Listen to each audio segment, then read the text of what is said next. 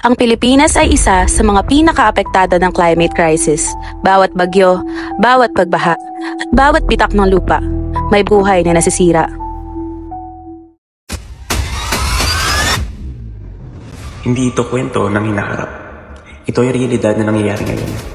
At kung hindi tayo kikilos, mas marami pang mawawala.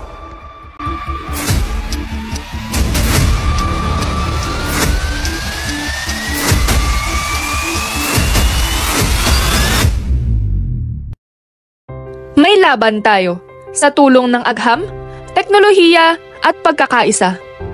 Early warning systems, solar energy, flood mapping, at rainwater harvesting. Lahat ay sagot sa panganib.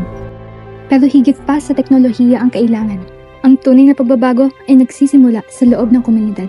Pagtuturo, pagtatanim, pakikinig sa kaalaman ng katutubo at pagbibigay kapangyarihan sa kabataan. Ang pagbabago ay hindi responsibilidad ng iilan. Ito ay panawagan sa lahat. Maghanda, makialam, makibahagi.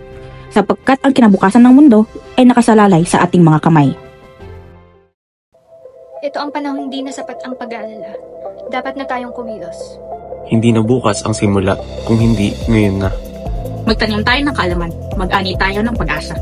Mula sa lungsod hanggang bundok, mula sa kabataan hanggang katutubo, iisa ang laban. Kami ang tinig ng pagbabago. Ito ang #GenerationRestoration. Ligtas, likas, lumalaban.